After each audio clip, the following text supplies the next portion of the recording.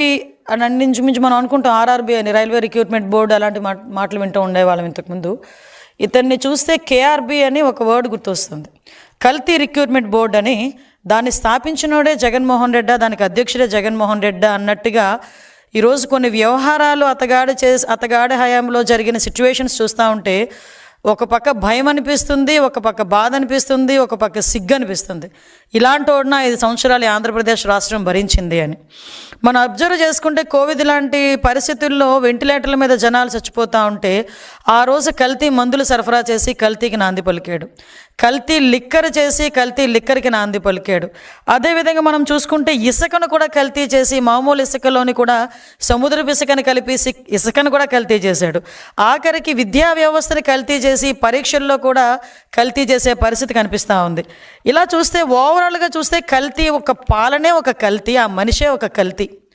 ఇవన్నీ పక్కన పెడితే ఆఖరికి ప్రసాదాల తయారీలో ఉపయోగించే నెయ్యిని కూడా కల్తీ చేసి, అది నెయ్యి కాదు, రసాయనాలతో తయారు చేసిన ప్రసాదం, అలా తయారు చేసి దాన్ని కూడా మహాప్రసాదంలాగా ప్రజలందరూ ఆరోగ్యాలతోని సెంటిమెంట్తోని ఆడుకొని ఈరోజు తిరిగి కళ్ళబొల్లి మాటలు మాట్లాడుతూ ఆ జరిగిన మహాపాపాన్ని తిరిగి ఈరోజు ఎన్డీఏ కూటమి వాళ్ళైన గౌరవ ముఖ్యమంత్రి చంద్రబాబు నాయుడు గారి మీద, ఉప ముఖ్యమంత్రి పవన్ కళ్యాణ్ గారి మీద, అదేవిధంగా నారా లోకేష్ బాబు గారి మీద నెట్టడానికి వాళ్ళు చేస్తున్న ప్రయత్నం చూస్తూ ఉంటే వాళ్ళకి సిగ్గనిపించట్లేదేమో తెలియట్లేదు. కానీ అలాంటి వాళ్ళని 5 సంవత్సరాలు భరించినందుకు ఆంధ్రప్రదేశ్ రాష్ట్ర ప్రజలుగా మేమందరం కూడా సిగ్గుపడే పరిస్థితి కనిపిస్తూ ఉంది. నిజంగా నేను ఒకటే అడుగుతున్నానండి, నిన్న మొన్న కూడా చూశాను, ఎక్కడైనా వాళ్ళలో పశ్చాత్తాపం కనబడుతుందా? ఎవడైనా బయటకు వచ్చి అయ్యో తప్పైపోయిందని లెంపలేసుకుంటాడా? కనీసం బయటకు వచ్చి ప్రజల ముందుకైనా బయటకు వచ్చి అయ్యో తప్పైపోయిందని మాట్లాడతాడా అనుకుంటే, వాళ్ళ పరిస్థితులు చూస్తా అంటే కల్తీ ఎక్కడ జరిగింది అంటాడు ఒకడొచ్చి, కల్తీ జరగలేదని సిబిఐ రిపోర్ట్ ఇచ్చింది అంటాడు ఒకడు వచ్చి, బయటకు వచ్చి ఒకడు జంతు కొవ్వు కలవలేదు కదా అని అంటాడు ఒకడు వచ్చి బయటికి. అంటే ఈ రకంగా తిరిగి అదే మసిపూసి మారేడికాయ చేసి ఆ నెపానంతటిని తీసుకొచ్చి చంద్రబాబు నాయుడు గారి మీద, లోకేష్ బాబు గారి మీద, పవన్ కళ్యాణ్ గారి మీద నెట్టేయడానికి ప్రయత్నిస్తున్నారే తప్పించి ఎక్కడ కూడా పశ్చాత్తాపం అన్నది కనిపించట్లే. నేను ఒకటే స్ట్రైట్ క్వశ్చన్ అడుగుతున్నా. ఈరోజు 1 కాదు 2 కాదు, మొత్తం 4 నివేదికలు ఈరోజు చాలా క్లియర్గా, అరే నాయనా నువ్వు చేసిన పరీక్షల్లో నెయ్యిలో కల్తీ జరిగింది, కొన్ని రిపోర్ట్స్ అయితే అది నెయ్యే కాదు రసాయనాల ముద్ద అని చాలా క్లియర్గా తేటతెల్లం చేసినాయి. ఈరోజు ఫర్ ఎగ్జాంపుల్ 2022లో వైసీపీ గవర్నమెంట్లోనే మీ చైర్మన్, మీ బాబాయ్ వైవి సుబ్బారెడ్డి ఉన్న టైంలోనే ఒక రిపోర్ట్ వచ్చింది, దానికి సంబంధించి పరీక్ష ఆధారంగా ల్యాబ్ రిపోర్ట్ వచ్చింది. అది కూడా CFTRI రిపోర్ట్ ప్రకారం central food technological research institute Mysore, అందులోని చాలా క్లియర్గా అడల్ట్రేషన్ జరిగింది, కల్తీ నెయ్యి ఉంది, అందులో పామ్ ఆయిల్ ఎక్కువగా ఉంది అని చెప్పి ఆ రోజు రిపోర్ట్ ఇచ్చింది. మరి ఆ రోజు రిపోర్ట్లో నెయ్యిలో కల్తీ జరిగింది అన్నది క్లియర్గా కనిపించింది కదా. ఆ తర్వాత NDDB report, national dairy development board, ఇది కూడా కేంద్ర ప్రభుత్వ ఆధ్వర్యంలో నిర్వహించే ల్యాబొరేటరీ, ఇందులో కూడా చాలా క్లియర్గా కల్తీ జరిగింది, అందులోని జంతు కొవ్వు సంబంధించిన ట్రేసెస్ కూడా కనిపించినాయి అని ఆ రోజు రిపోర్ట్ ఇచ్చారు. తర్వాత NDRI report, national dairy research institute వాళ్ళు కూడా కల్తీ జరిగింది, ఆ కల్తీ నెయ్యి అయితే అందులో ఉంది, ఉపయోగించిన నెయ్యి అయితే రసాయనాల ముద్ద అని చెప్పి ఆ ల్యాబ్ రిపోర్ట్ కూడా బయటకు వస్తే కొంతమంది అంటారు అందులో జంతు కొవ్వు కలపలేదని చెప్పారు కదా అన్నారు. అందులో కలపలేదని ఎవడు కూడా అథెంటికేషన్ రిపోర్ట్ ఎవడో ఇవ్వలే. చాలా క్లియర్గా వాళ్ళు ఏమన్నారు, ఒక 10% లోపు కానీ కొంత జంతుకు ట్రేసెస్ కనిపించాలంటే ఆ టెక్నాలజీ మా దగ్గర లేదు అన్నారు, కానీ అందులో లేదు అని ఎక్కడ కూడా మెన్షన్ చేయలే. అంటే వీళ్ళు ఏం చేస్తారంటే సూక్ష్మ రంధ్రాన్వేషణ అంటారనమాట కొంతమంది. అంటే చేసేది ఏమీ లేక కొంచెం నాటు సామెతలు వస్తాయి, అది నేను చెప్పకూడదు కూడా. అంటే సాధారణంగా కొన్ని సందర్భాల్లో ఉన్నట్టు చదవండిరా బాబు అంటే దాన్ని లూప్ హోల్స్ ఎతికి చదివే పరిస్థితుల్లో NDRI రిపోర్ట్ని బేస్ చేసుకొని వాళ్ళు మాట్లాడే పరిస్థితి కనిపిస్తుంది ఉంది.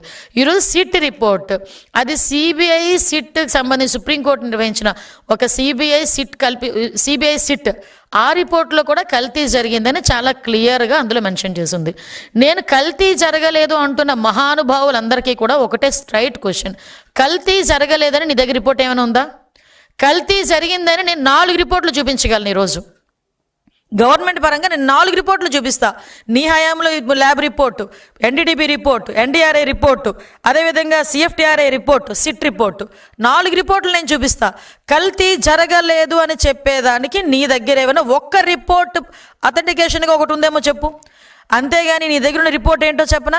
తాడేపల్లి కొంపలో ప్రింట్ అయ్యే ఒక సాక్షి పేపర్ ఏమి రాస్తే అదే రిపోర్ట్ అనుకొని బయటకు వచ్చి మేధావులు, ఒక్కొక్కడు 30 సంవత్సరాల రాజకీయ అనుభవం ఉన్న వాళ్ళు, 20 సంవత్సరాల రాజకీయ అనుభవం ఉన్న వాళ్ళు, అదేవిధంగా మాజీ మంత్రులు, మాజీ ఎమ్మెల్యేలు రోడ్డు మీదకి వచ్చి బయటకు వచ్చి వెంకటేశ్వర స్వామి భక్తి పారవశ్యంలో మునిగిపోతున్నామని చెప్తూనే అదే వెంకటేశ్వర స్వామి కొండ మీద మహాపాపం జరిగితే ఆ మహాపాపం తాలూకా నివేదిక గురించి మాట్లాడండిరా అంటే సాక్షి పేపర్ ప్రింట్ అయిన ఒక నివేదికను తీసుకొచ్చుకొని ఇది అక్కడ కల్తీ జరగలేదు అని మాట్లాడతాడు. అరే మీకు అసలు బుర్ర పనిచేస్తుందా అండి? వెంకటేశ్వర స్వామి ప్రసాదం అండి. తిరుమల తిరుపతి దేవస్థానానికి ఎవరైనా యాత్రకి వెళ్ళారనుకోండి, ఆ యాత్ర ఎప్పుడు పూర్తవుతుందో తెలుసా జగన్మోహన్ రెడ్డి గారు? అఫ్కోర్స్ మీకు తెలీదు, మీకు హైందత్వం గురించి మీకు తెలీదు. కాబట్టి కొంతమంది మీ చుట్టుపక్కల ఉన్న వాళ్ళైనా కనుక్కోండి. చాలామంది అక్కడ మీ బాబాయ్ గారు వైవి సుబ్బారెడ్డి అక్కడ చైర్మన్ చేశారు. మీ పక్కనే ఉన్న భూమన్ కరుణాకర్ రెడ్డి, చెవిరెడ్డి భాస్కర్ రెడ్డి, ప్రతిసారి ఎంతో కొంతమందిని తీసుకెళ్లే మీ మహిళా మంత్రులు చాలామంది ఉన్నారు కదా, వాళ్ళందరినీ అడగండి యాత్ర ఎలా కంప్లీట్ అవుతుందంటే కొన్ని ఏరియాస్లో కానీ చాలా మట్టుకు తిరుమల తిరుపతి దేవస్థానంకి వెళ్ళి వెంకటేశ్వర స్వామిని, ఆ కలియుగ వెంకటేశ్వర స్వామిని మనస్ఫూర్తిగా దర్శించుకొని ప్రసాదాన్ని కాలికి తగలకుండా, కిందన కూడా పెట్టకుండా, చెప్పులతో కూడా చెప్పులు వేసుకొని కూడా ప్రసాదాన్ని చేతిలో పట్టుకోకుండా ప్రశాంతంగా ఇంటికి తీసుకొచ్చి పూజ గదిలో పెట్టి పూజ చేసి 10 మందికి చుట్టుపక్కల ఉన్న వాళ్ళకి ప్రసాదాన్ని పంచి అప్పుడు వాళ్ళ దీక్ష విరమణ చేస్తారు. అది తిరుమల తిరుపతి దేవస్థానం తాలూకా యాత్ర మహత్యం. అప్పుడే యాత్ర కంప్లీట్ అయినట్టు. ఒక ముడుపు కట్టుకొని ఎంతో ఆశతో ఆ ముడుపు తీసుకెళ్ళి ఆ తిరుమల తిరుపతి దేవస్థానంలో వేసి ప్రసాదం తెచ్చుకుంటారు. మీరు తిరుమల తిరుపతి దేవస్థానానికి వెళ్ళిన తర్వాత తిరుపతి వెళ్ళామంటే దర్శనం బాగా జరిగిందా ఫస్ట్ క్వశ్చన్. సెకండ్ క్వశ్చన్, ప్రసాదం ఎక్కడ? ఇది కామన్గా ఎంత కోటీశ్వరుడైనా అపర కోటీశ్వరుడైనా కూడా తిరుమల తిరుపతి దేవస్థానంకి తిరుపతి వెళ్ళాను అంటే ప్రసాదం తెచ్చావా అని అడుగుతారు. అంటే తిరుమల తిరుపతి దేవస్థానంలో కలియుగ వెంకటేశ్వర స్వామి దర్శనం ఎంత గొప్పో, ఆ కలియుగ వెంకటేశ్వర స్వామి దర్శనం తర్వాత ఆయన ఇచ్చే ప్రసాదాన్ని కూడా అంత గొప్పగా స్వీకరించేటంత సనాతన ధర్మం కలిగిన మన హైందవత్వం ఇది. అటువంటి ప్రసాదాల్లోని నెయ్యి అన్న ఒక పదార్థం అనేది చాలా ప్రాంప్ట్ అనమాట. ఎందుకంటే పోటు పక్క నుంచి వెళ్తే ఆ నెయ్యి గుమగుమలకి ప్రసాదం ఇక్కడ తయారు చేస్తున్నారు అని ఈవెన్ దో మన సంచిలోని ఆ ప్రసాదం తెచ్చుకున్న ఆ గీ స్మెల్ కొన్ని రోజులు పోదు. అంటే అంత మంచి గీ వాడతారు. ఏమండి ప్రసాదాల్లో తయారు చేసిన నెయ్యిని కూడా కల్తీ చేశారంటే వీళ్ళు కల్తీ బతుకుల గురించి మనం ఒక్కసారి ఆలోచిస్తే జుగుప్సాకరంగా కనిపిస్తుంది. నిజంగా ఎలాంటి వాళ్ళైనా ప్రజలు కూడా ఈరోజు ఆలోచిస్తున్నారు. వాళ్ళలో కూడా ఏంటండి, వాళ్ళు వాడే రసాయనాలు ఏంటి? 60 లక్షల కిలోల పామాయిల్, 60 లక్షల కిలోల పామాయిల్ ఉపయోగించారు. పామ్ కెర్నల్ ఆయిల్ ఉపయోగించారు. 8.90 లక్షల acetic acid, Easter, lactic acid, food grades, monoglycerides, beta carotene.